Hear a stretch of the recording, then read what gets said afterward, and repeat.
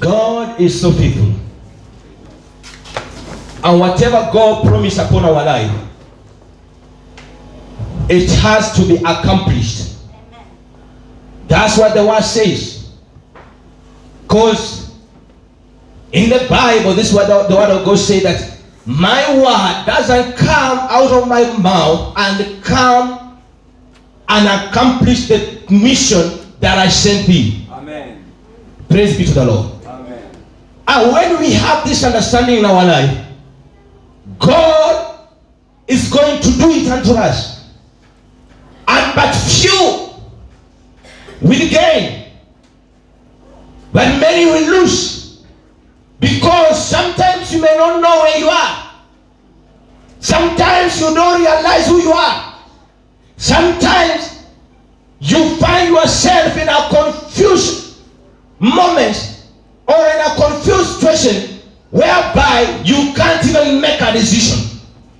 Praise be to the Lord. Amen. You know, in life, is unless you take an understanding, unless you come back to yourself. That's what is the book of Luke about the prodigal son. That after all, he came back to senses. Coming back to senses, brethren, it means now realizing who you are. And after realizing who you are, you seek from God to help you. You don't get me? Because sometimes you may be driven by the pride in you. You may be driven by the action in you. You may be driven by the passion or the earthly wisdom. But you may lack the wisdom of God. Praise be to the Lord. Amen. And now it's better for you to come back to your senses, for you to realize who you are, for you to understand who you are, and for you to know what the reason the Maker made you to be. And our Maker is God. For you knowing all these things, then my brother, my sister, you will rise up and take a step of faith, moving forward, knowing that the Lord has a purpose in my life, and the Lord will never let me die until I accomplish the purpose He created me to be. Praise be to the Lord. That's why the other day here in the evening service, I spoke about coming back to originality, going back to your position, and now being to your position, brethren. I don't know how to frame it. Maybe it will be much better understood. When an athlete, they are ready, we normally say on your marks. Now they are on your marks, getting ready, waiting for the referee to give them a direction.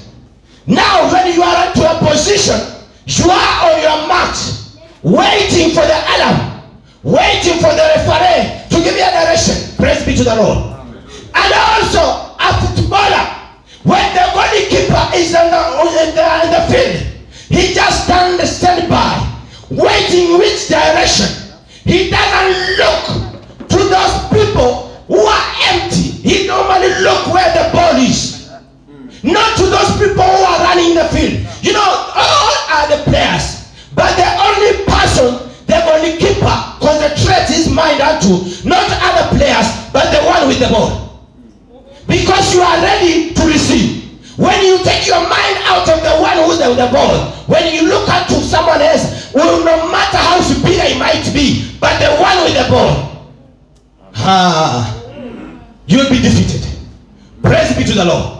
And all this might come when you have an understanding. Hello? Somebody say understanding. Understanding. Book of 1 Chronicles chapter number 12. It was an introduction.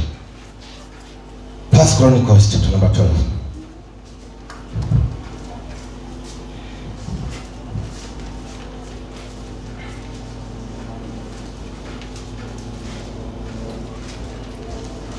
Praise be to the Lord. Amen. Are you there? Amen. Verse number 32.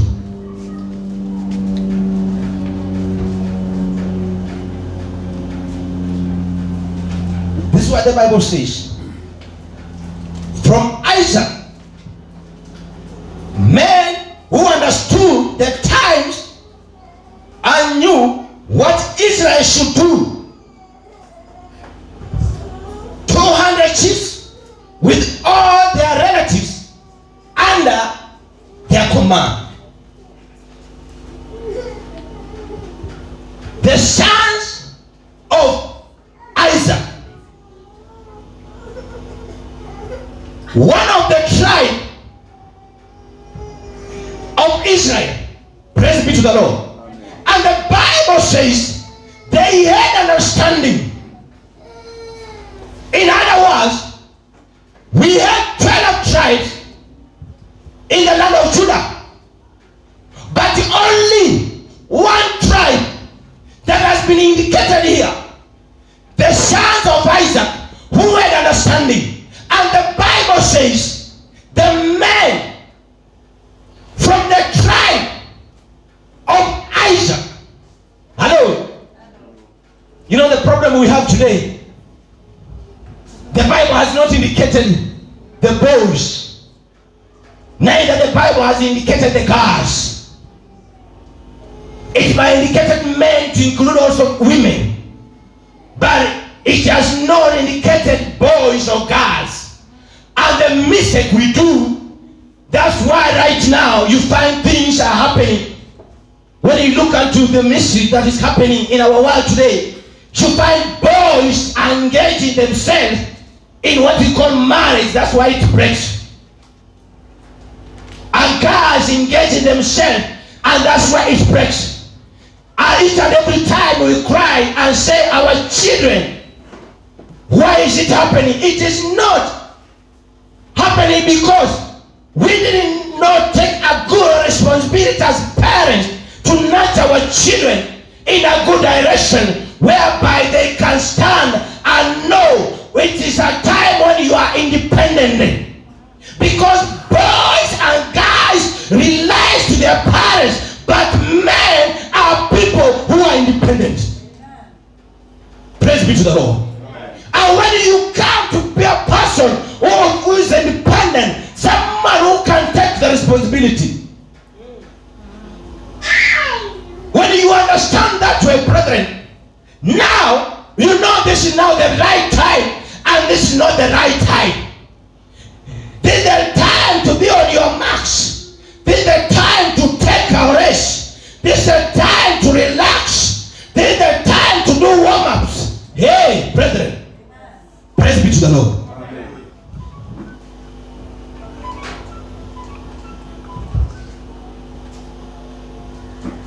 My message today,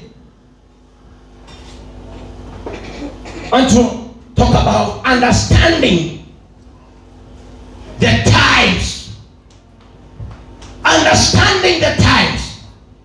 Sometimes or many times in our life, when the prophetic word come on our life, I remember, or you can recall unto it, and I know when the servant or the prophet God spoke a positive word in your life, that moment You rise up and you say a great amen. But all of a sudden, it dies because you lack an understanding of the time prophetically, of the time physically, and the time spiritually. So, brethren, we need to understand time. And there are only men who will understand time prophetically.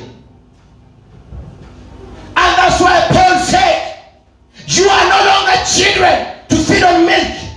It is a high time for you to feed on meat. Hello? And when it's a time to feed on meat, brethren, and when you understand time prophetically, when it was prophesied upon your life, in such a time, such things will happen. You will not just sit and wait. You will have to rise up and take your position. Amen. Praise be to the Lord. Amen. The son of Isaac knew exactly this is the time we have to rise up. This is the time we have to stand, because this was the word of God that was prophesied upon their life.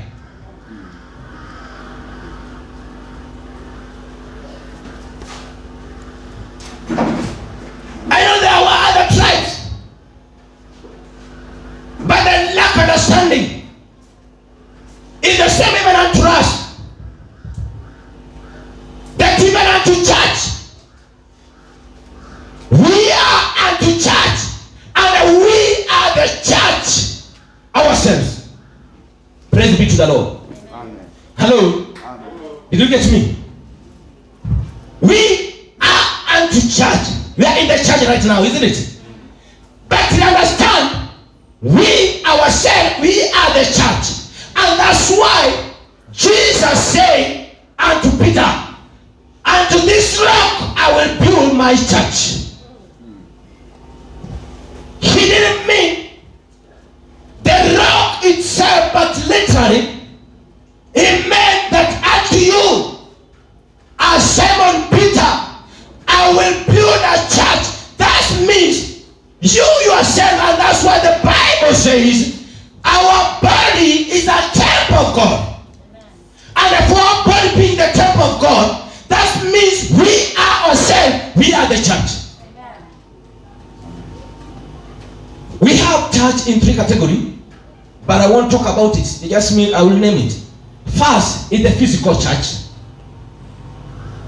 Second, it is the living church that we are today. Praise be to the Lord. And that is the resting church. Physical church in majengo. Are you getting me? Yes. Living church is you and me. And the resting church are those who die in Christ. And that's why the Bible says during rapture, we will all awake. Those living and unliving. And it is indicated those who will rise first to go to capture or the rapture to encounter are those who are there in Christ. Amen. And we shall follow. Amen. That's the category of church. So you are the church. And for you to lack understanding, you may find things not working better. You may find in your life you are struggling for nothing. You may find, brothers, you are doing things that does not bring impact into your life. Praise be to the Lord. Amen.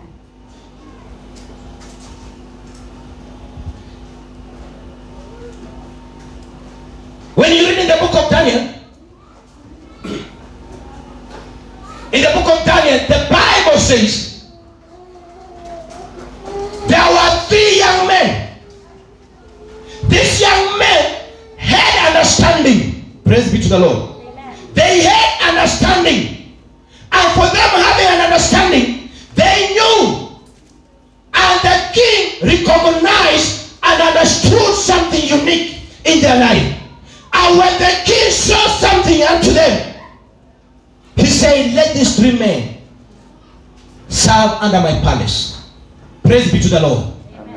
Praise be to the Lord. Amen. And when you read in the book of Luke, chapter number 2, the Bible says, when the child grew, this was Jesus Christ. He grew up with knowledge and understanding.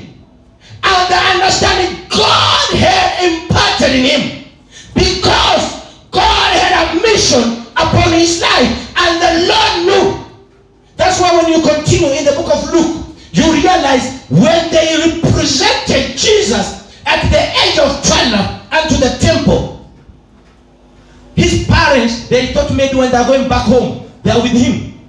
But they look and realize their child is no more. Yes, when they go back, they came and look unto it. They came unto the temple. They realized they find Jesus at 12 years old, having wisdom, sitting with men of law, men of philosophy, going one by one to the word of God. Because he had understanding. And for us, we need to have an understanding. Praise be to the Lord. Amen. We need to have an understanding so that we may grow. We need to have an understanding. I'm saying this, brethren, because there are people from since March. I know their minds have been flooded. Their minds have been deceived because of this called COVID-19. And I want to tell you what the Lord said, it shall be upon your life, no matter the circumstance, no matter the situation. And that's what David says in Psalm 23. Even though I walk in the valley of shadow of death. Hello? What does that mean? I walk in the valley of shadow of death. I shall not fear. The Lord is with me. And the Lord is with you. Praise be to the Lord. It's for you to understand. When you have an understanding, the psalmist says, under his wings I will find refuge until the end of the disaster. Praise be to the Lord. Amen. Under his wings I will find refuge until the end of the disaster. That means when God said, I am with you, I will protect you, I will never forsake you, I will hide you, and I will lead you. Brethren, we have not to look into things physically, but we have to look into things spiritually for us to grow. Amen. Praise be to the Lord. Amen. In Hosea chapter number 4 verse 6, we all know the verse. Is in our mind. That my people do perish or are being destroyed due to lack of knowledge, due to lack of understanding. Brethren, hello. And this is what we have to say. Praise be to the Lord. Amen. Understanding your time. Understanding who you are and understanding what the Lord has planned for you. Praise be to the Lord. And when you have an understanding, brethren, you will take a step of faith. You will have to move and face the reality. As you arise because of that understanding, God will accomplish what He has promised upon your life. Amen. Praise be to the Lord. Because God has a reason for creating you. God did not create you for you to vanish without accomplishing the purpose. God had a plan. And that's why she says in the book of Jeremiah, chapter 29, verse 11, 10 of downwards to 11, I have the good plans for you. I know. Praise be to the Lord. I know, and I have good plans for you. The plan to prosper you. Praise be to the Lord. Now, when you have this, brethren, and when you understand, you will walk systematically, moving towards your destiny, without looking wisdom to your left or to your right. You will put your focus onto the Lord. And that's why the Bible says, when the disciples see Jesus coming on their way, they thought it was a ghost. And what they say, Jesus, that's what Peter, who said, Jesus, if you are the one, if it is you, let me come. And the Bible says, Jesus, he told Peter, come, it's me. And I can see Peter slowly moving out of the boat, taking a step of faith. And the Bible says he focused on God, the Maker, the King of Kings. But something all of a sudden come into his mind. Hey, and that's what happens unto us. Something come into his mind to deceive him as a man's nature. And I can see Peter, something clicking to his mind. Is it me, a human being walking on water? Is it me? Oh, it's me only I take a step that I can walk on water, others didn't walk on it. Something, pride now coming. So, the Bible says, we start thinking. That means, brethren, when we take our mind out of Jesus, and we don't understand our focus, that the time things does not work unto us. Praise be to the Lord. Amen. For you to have understanding, brethren, also, you have to know one thing. There are times of winter and there are times of summer. And the times of summer, I can't go in winter where in the way I am in summer. In the rainy season, brethren, siwezi nenda akwamba nikiwa na vest as if I'm going to the beach. Hello. And in the sun season, on the dry season, I can't put on the campus and a jacket. Even if I meet you, look unto me and say, Pastor, what is not happening to you? Are you okay? Are you man? Because I fail to understand things. Time prophetically, time physically, and time spiritually. Hallelujah. Praise be to the Lord. Amen. That's what the Bible says.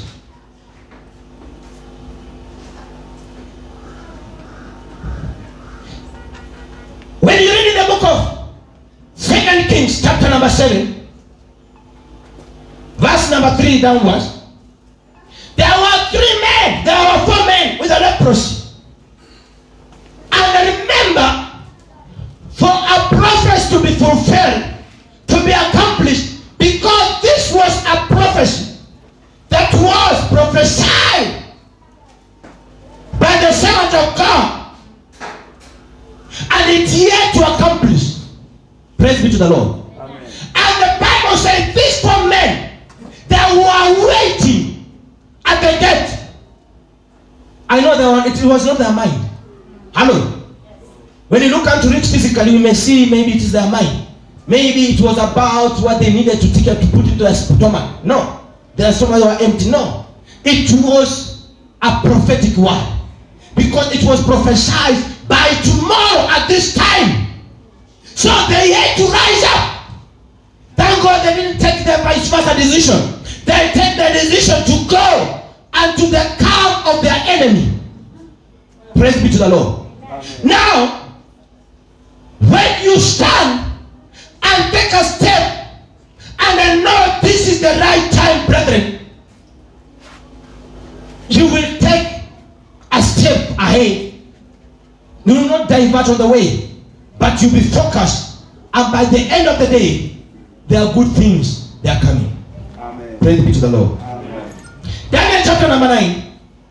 As from verse number 1, we just read it later. The Bible says, Daniel prayed. And when you read it, you understand Daniel prayed severally. The prayer of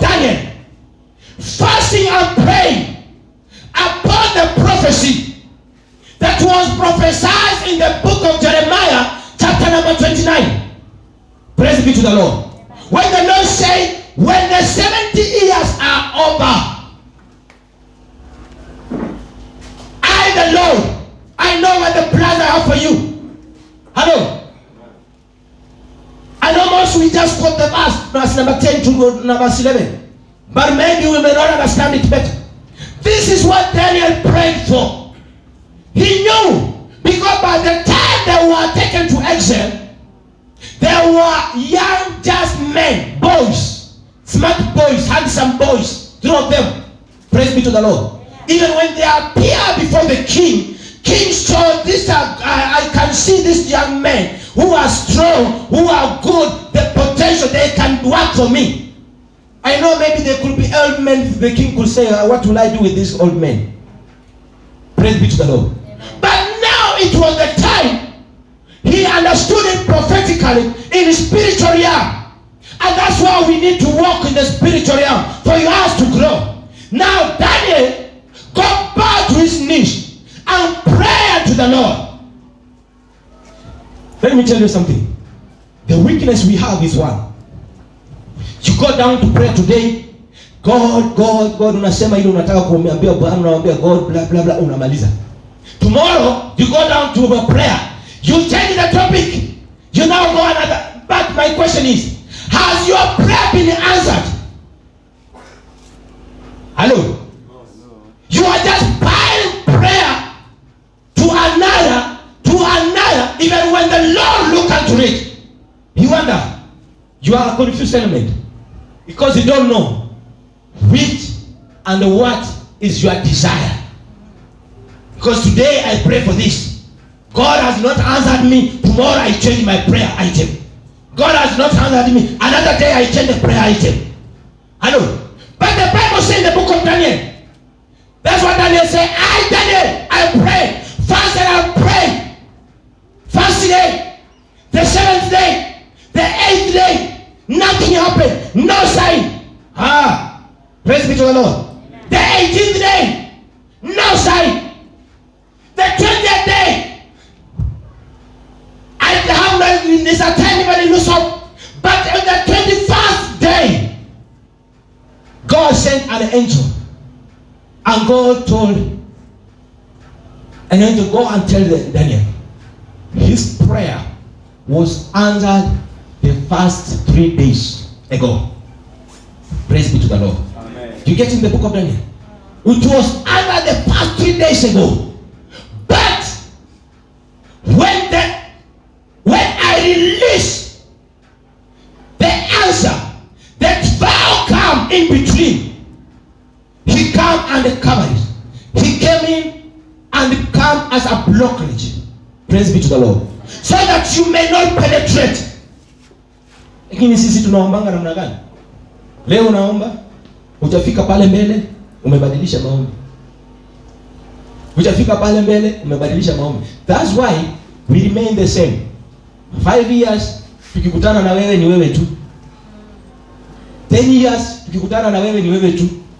There is nothing, whether physically, whether spiritually, there is a change into you. Because we change each and every time. But the Bible says here in the book of Daniel, Daniel did not change his mind. Daniel understood it clearly. This is a prophetic word. And the word of God cannot come out of his mouth without and come back without accomplishing his purpose. Amen. So Daniel went down to his knees to enforce the word of God. I can see Daniel going back and seeking unto the Lord, plead with God. God, you said after 70 days. That was not my word. It was your word. After 70 days, 70 years. This is the 70 years. We need to be taken back. Hello? So, brethren, for you need to have an understanding of time. The other day, I told you about the times in personal life. How can you be struggling, brethren, that you want to harvest? But in your life is a time of preparation. Hey. Because you see someone, or you saw someone harvesting, so you want you to harvest. No, it cannot work for you. Hello? Why are you struggling to plant and yet your time for planting is not ready? Just wait for your time. Understand your time and seek unto the Lord, and the Lord will open your eyes. Praise be to the Lord. Amen.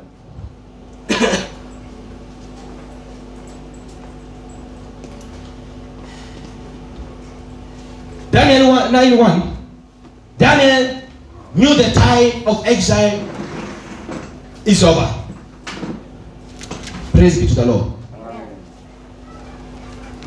When you read in the book of Numbers chapter number 13, number 33, when Moses sent the spies to go and spy the land, because he chose men from each tribe, the Bible says there were only 2 men who had understanding, because some came discouraged. Yes, they are carrying the fruits of the land. They are praising the land, how it is fertile, how it is good for them, how that land is just plenty of food. But they are deceiving themselves, and they see themselves as grasshopper before them.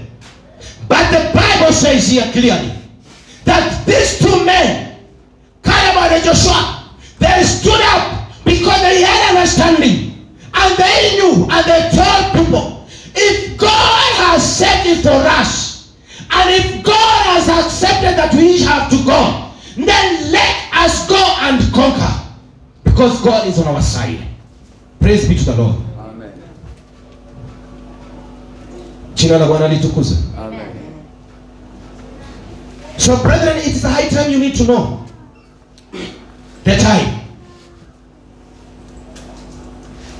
And when you know the time, because you have the understanding of your time, my brother, my sister, when your time arrives for you to prosper, for you to take a step ahead, I know by the confidence you will arise. And that's why the Bible says in the book of Hebrews, chapter number 10, verse 35, you have not to throw away your confidence. Hello? Because that confidence, it will reach a time, or it will be a time you will need it, then it will help you. Praise be to the Lord.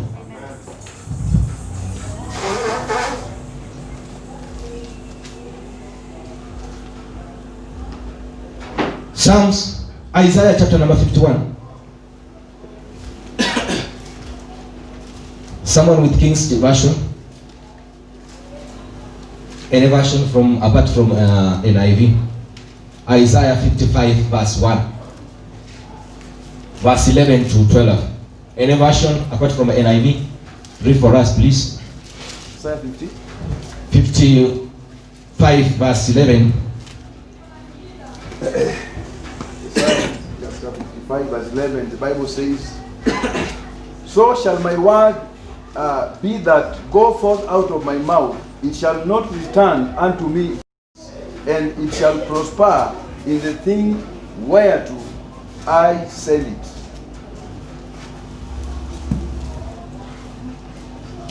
You are reading 55? Yes, 55, verse number 11. Verse 11. Yes. Go to 12. For ye shall go out with joy, and be led forth with peace. The mountains and the hills shall break forth before you into singing, and all the trees of the field shall clap their hands. Amen. Continue. Verse 13. Instead of the thorn shall come up the fire. Kuna jina hapo. Yes. Hivyo umesoma hivyo. Now, it's a kind of fig tree. And instead of the briar shall come up the myrtle tree, and it shall be to the Lord for a name, for an everlasting sign that shall not be cut off. Amen. Amen. Now, in the book of Isaiah, the servant of God is giving us a prophecy. This is direct word from God. And God says, no word from my mouth will come empty without accomplishing. Verse number 12. That's the give us.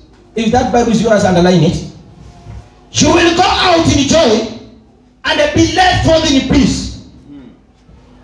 Going out in joy, brethren, is not the time that you go out mourning. It's not the time that you go out struggling. It's not the time that you go out downcast, but going out with joy of God. In other words, that you have the peace in your heart. In other words, it means this, brethren, that God will go forth before you. And wherever you go, you will have peace. And whatever you do, you will have joy. And with everything that you will include yourself unto, and it shall prosper. Because where there is peace, there is joy. And where there is joy, there is unity. And where there is unity, God releases his blessings. Amen. Praise be to the Lord. Amen. And for this month, for this year, as this end of this year, I know it is 2020. Many will say, no, things didn't work better. I had a resolution for this year, but something came in between and it twisted us, our mind. And I know there are many right now, their mind are dead because of what happened. Their mind are still focused on this COVID-19. Their mind are still focused on what the specialists are telling you. But rather, it's better you focus your mind unto the Lord. Because when the Lord says, this is your year of blessings, my brother, God has not changed.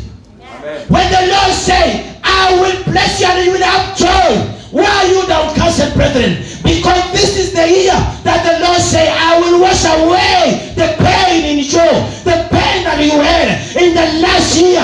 But for this year, when you encounter and the match, things change in your mind because you had a trust unto the Lord. But all of a sudden, you change. Brethren, I want to tell you, God did not change. Amen. Hello? Amen. Because when you have understanding, you will have peace. When you have understanding, you will have joy. Praise be to God. Amen.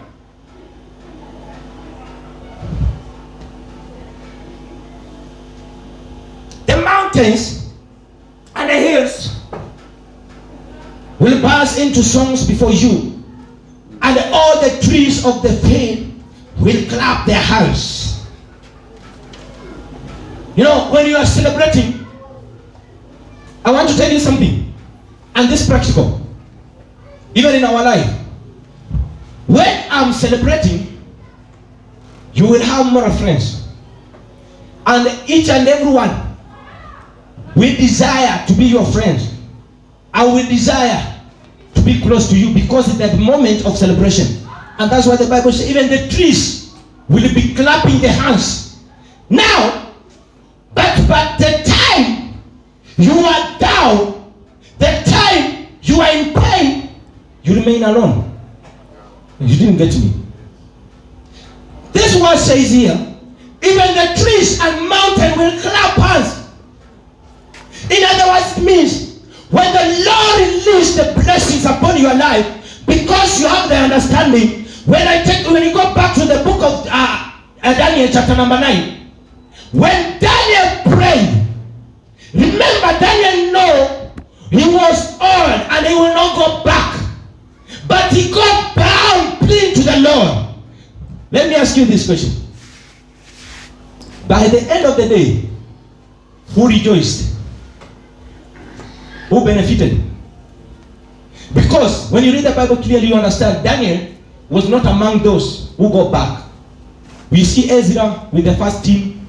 We see Nehemiah with another team. But Daniel was not among them. But who pleaded to the God? It was who? Daniel. So that's why the Bible says, many will celebrate when you are focused, when you understand this the time, and God forward for your destiny. Many will celebrate. Hello.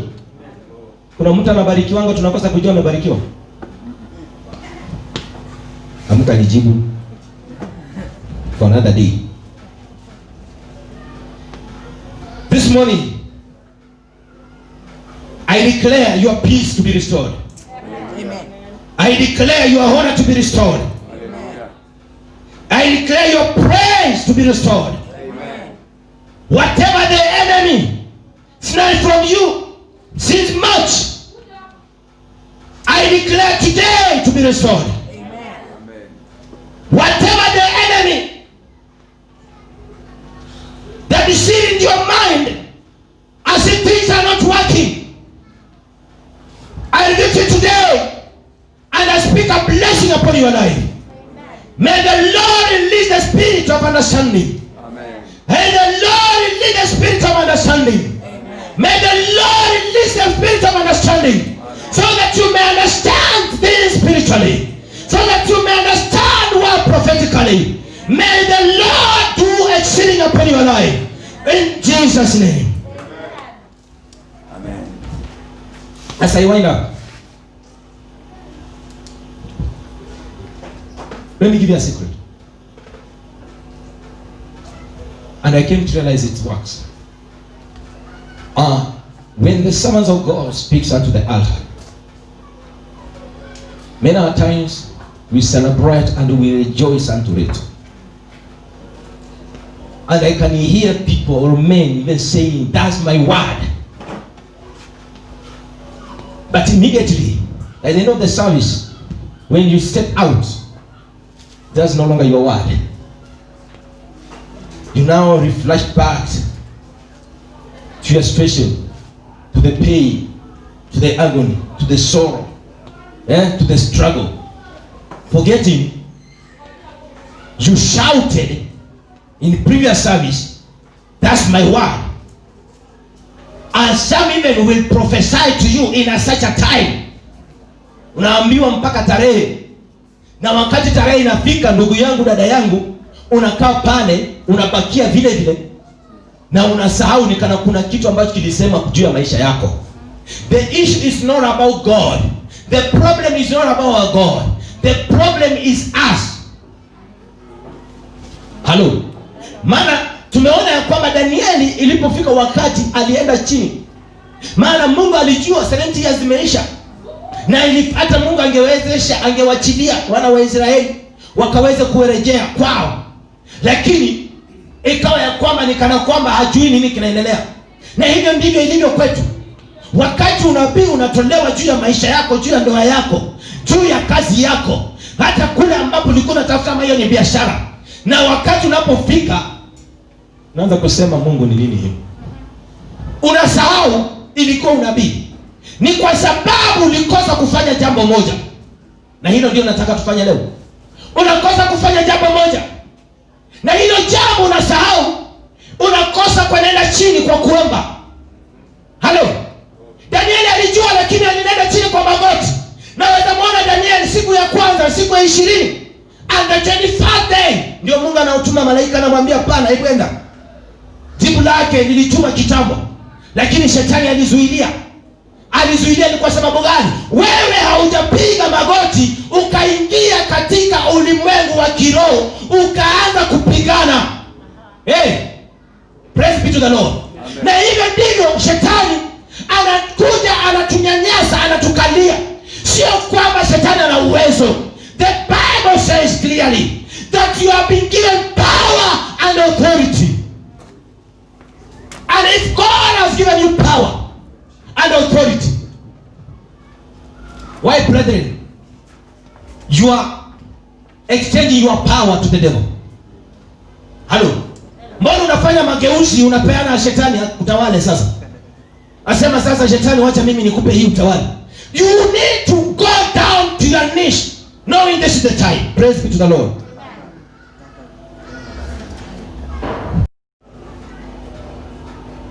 The secret from the book of Daniel, chapter number 9, when you read about Daniel, is a man of prayer.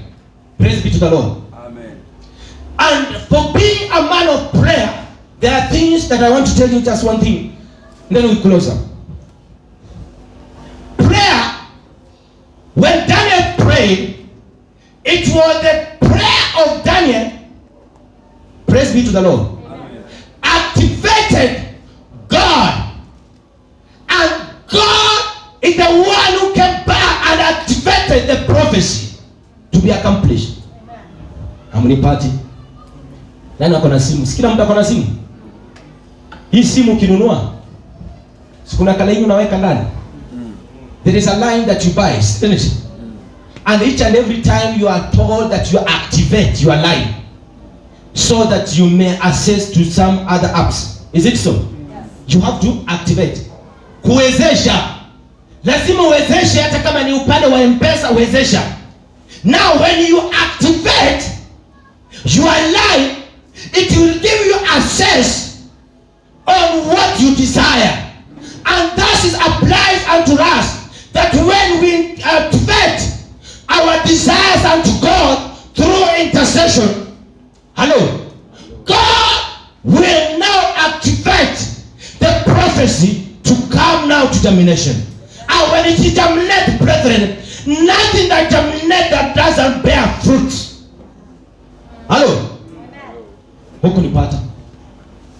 The prayer that you pray or the intercession you go down unto, it is the one that will activate. Somebody say activate. Activate. Now it activates the prophecy of God. Now when it activates the prophecy of God, and now the prophecy is the one that activates God going back to his earth. Amen. Sometimes you don't know God take oath, because when the Lord says, I will guide you, God is not a man that will lie. God is mean what he says.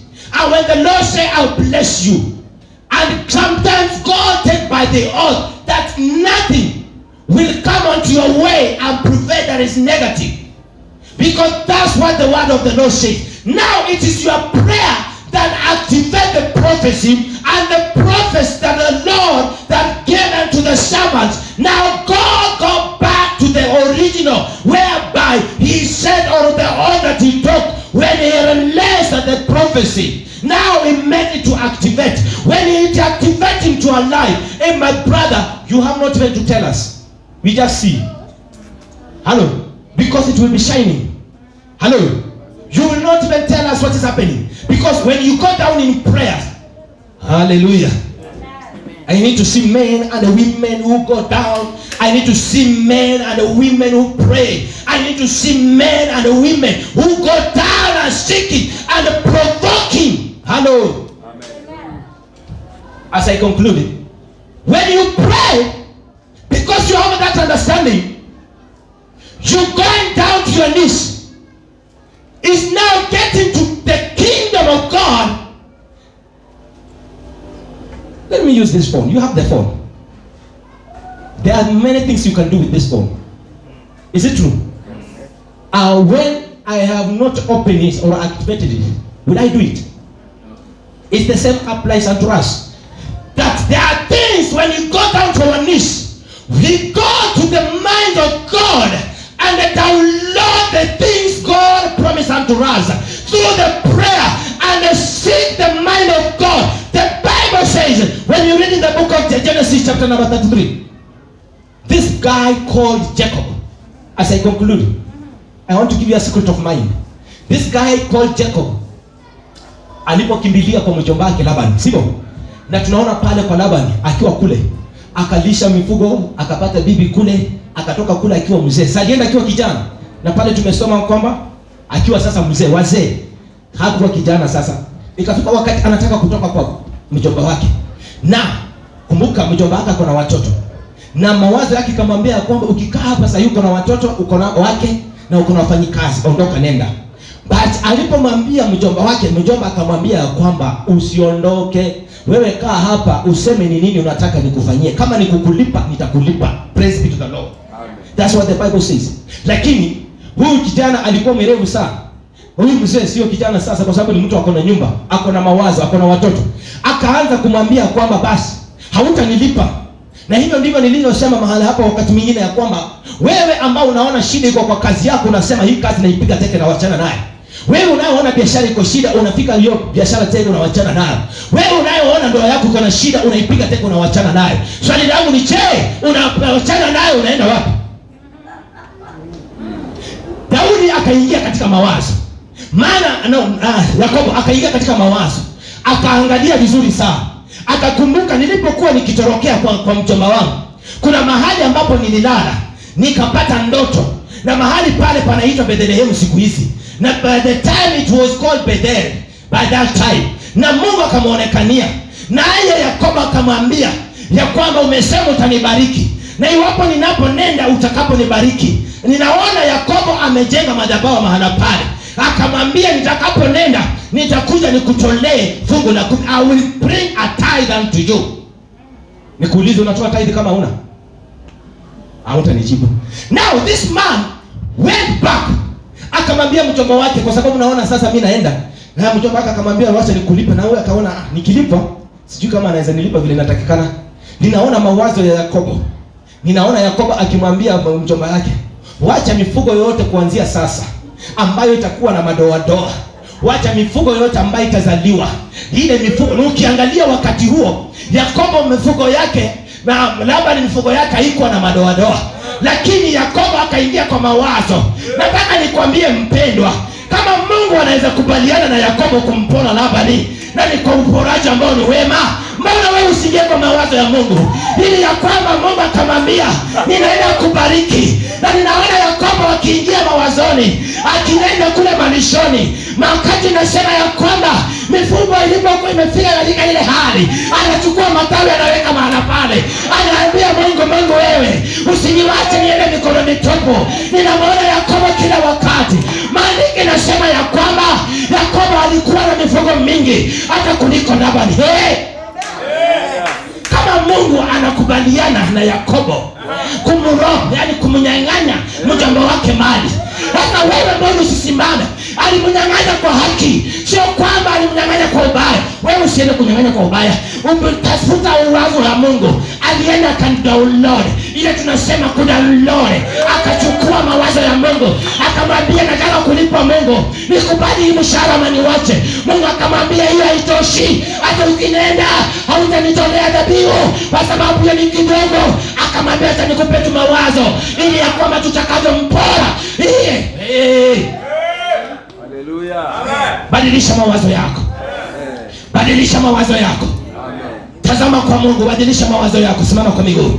Haleluya. Badilisha mawazo yako. Ambia Bwana nisaidie, badilisha mawazo yako. Nenda tu kwa Bwana. Maandiko yamesema ya kwamba Danieli akanenda chini kwa magoti, akaanza kulitia jina la Bwana. Danieli akaanza kumwitia Baba. Amaombe akimwambia Baba, ninajua miaka 70 imeisha, wakati ule ulioniahidi. My Father, my God, it was unto your prophecy. This was the day. Anza kunena tuna Bwana. Inua tu mkono wako, nena kwa Bwana. Maandiko yanasema kwa maombi ya mwenye haki, maombi yako ndugu yangu, maombi yako wewe dada, maombi yako wewe Bwana. Maana ni kwa maombi ambayo itakayowezesha, maana ni kwa maombi